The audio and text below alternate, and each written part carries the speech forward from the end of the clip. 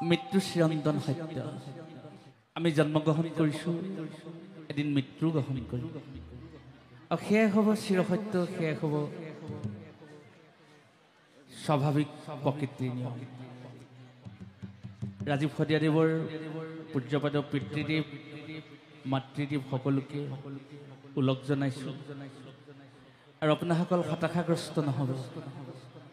আপোনাসকলৰ পুত্ৰক ঈশ্বৰে নিজ বক্ষস্থলত স্থান দিব আৰু ৰাইজৰ মৰমৰ মাজত তেওঁ সদায় জীয়াই থাকিব কৃষ্ণ বৈকুণ্ঠলৈ যাব উদ্ধৱে বৰ দুখ পাইছে প্ৰভু হঠাৎ বৈকুণ্ঠলৈ গুচি যাব প্ৰভু মই কাৰ লগত থাকিম মই পিতৃহীনা মই গুৰুহীনা হ'ম মই স্বামীহীনা তিৰোতাৰ দৰে হ'ম তুমি বৈকুণ্ঠলৈ মোকো লৈ যাবা প্ৰভুৱে কৈছে মই বৈকুণ্ঠৰ পৰা পৃথিৱীলৈ আহিলোঁ জীৱৰ কল্যাণৰ কাৰণে আকৌ মই পৃথিৱীৰ পৰা প্ৰস্থান কৰিম তুমি মোৰ লগত যাব নালাগে উদ্ধৱ তেতিয়া উদ্ধৱক প্ৰভুৱে ইমান বুজাইছে উদ্ধৱে প্ৰভুক হাতযোৰ কৰি কৈছে যদি প্ৰভু বৈকুণ্ঠলৈ মোকো যদি নিনিয়া মোকো যদি নিব পৰাৰ ব্যৱস্থা নাই তেতিয়াহ'লে তুমিও বৈকুণ্ঠলৈ যাব নালাগে তুমিও আমাৰ লগতে থাকা শ্ৰীকৃষ্ণই তেতিয়া উদ্ধৱক কৈছে সেই উদ্ধৱ তুমি নাকান্দিবা কান্দিব নাপায় এয়া মোৰ শুভযাত্ৰা আপোনালোকে জানে শ্ৰীমদ ভাগৱতৰ একাদশ স্কন্ধত শ্ৰীকৃষ্ণ আৰু উদ্ধৱ সংবাদ কৃষ্ণ আৰু উদ্ধৱে কথা পাতিছে এই আখ্যান যদি আমি সঁচাকৈ অনুধাৱন কৰোঁ আমাৰ আত্মীয়সকলৰ মৃত্যুৰ পাছত আমি কন্দন কৰিব নাপায় কান্দিলে জানো তেওঁক ঘূৰাই পাম আমি ঈশ্বৰক প্ৰাৰ্থনা জনাম সেই প্ৰভু যি আত্মা যি জীৱ তোমাৰ পৰা পৃথিৱীলৈ আহিল সেই আত্মা যেন তোমাৰ চৰণত বিলীন হওক তুমি যেন সেই আত্মাক কৃপা বৰ্ষণ কৰা শ্ৰীকৃষ্ণই উদ্ধৱক কৈছে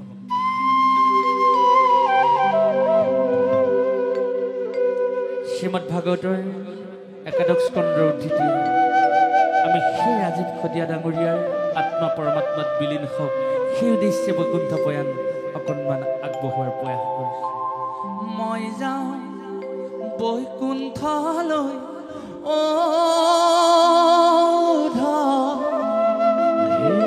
তুমি নাকান্দিবা তুমি নাকান্দিবা বিচাৰিলে তুমি মোক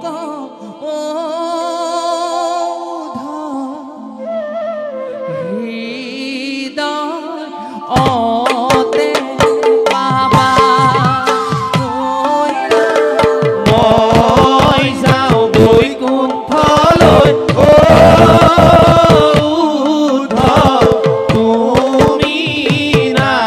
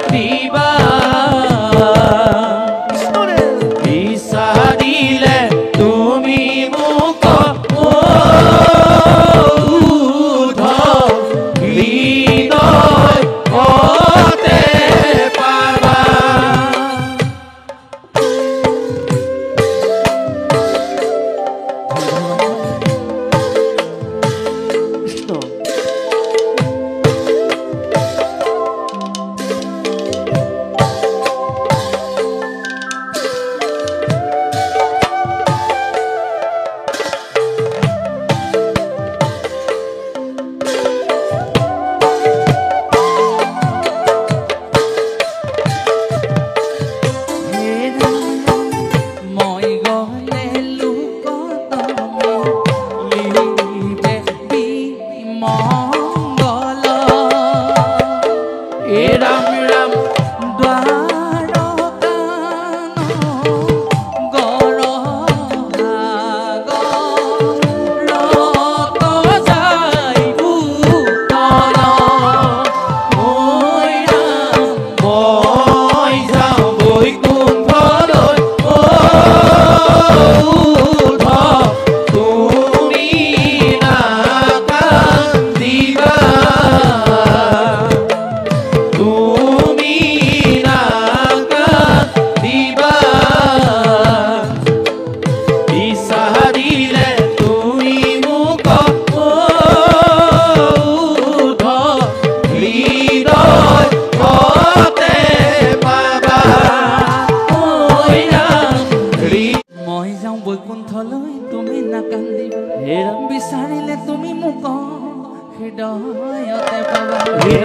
শ্ৰীকৃষ্ণ ইমান বুজাইছে উদ্ধৱক তুমি নাকান্দিবা উদ্ধৱ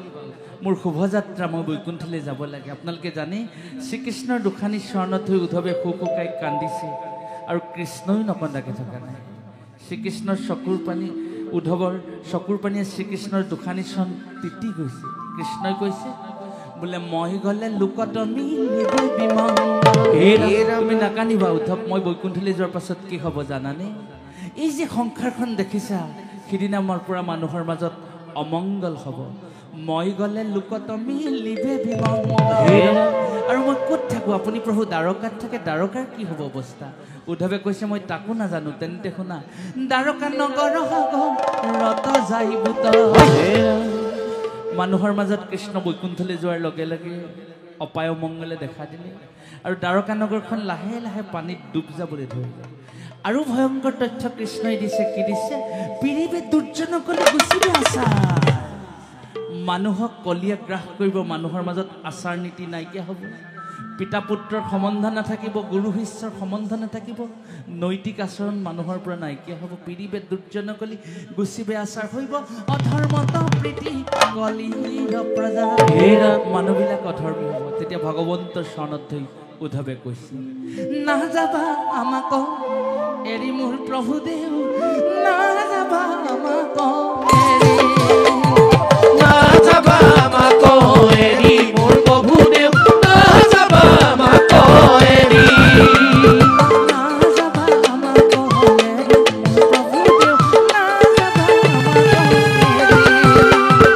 নাযাবা আমাক এৰি মোৰ প্ৰভু দেউ নাযাবা আমাক এৰি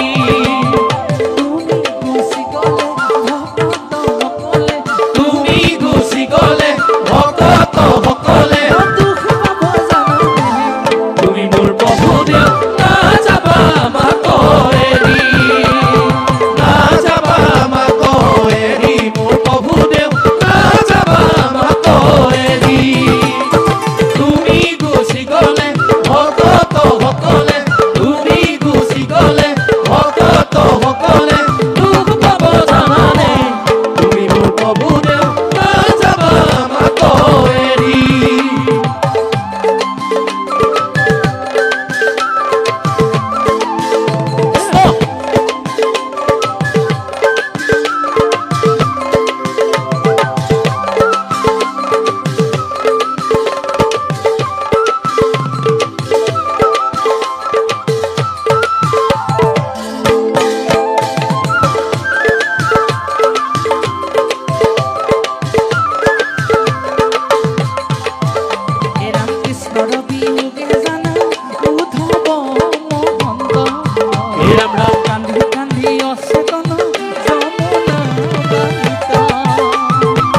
নাযাবা আমাক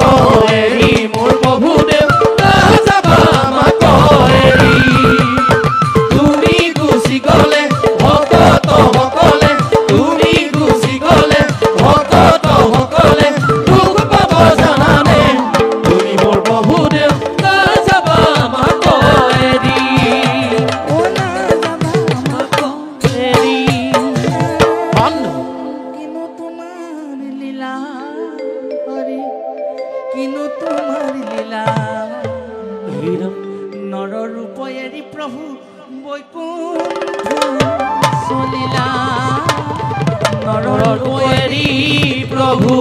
বৈকুণ্ঠ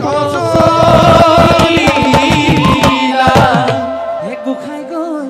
বৈকুণ্ঠে যমুনা বালিৰে বালিত পৰি ৰৈলে খোজে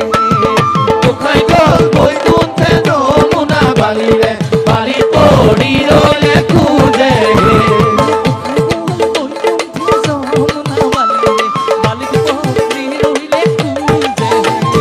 গোসাই গ'ল বৈকুণ্ঠে যমুনা বালিৰে বালিত পৰি ৰৈলে খোজে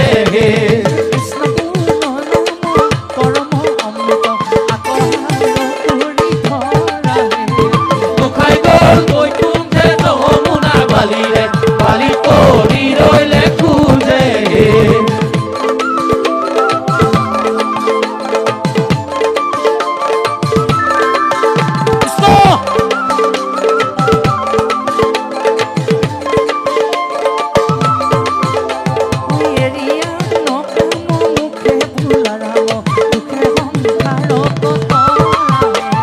গোসাই গ'ল বৈকুণ্ঠে যমুনা বালিৰে বালিত পৰি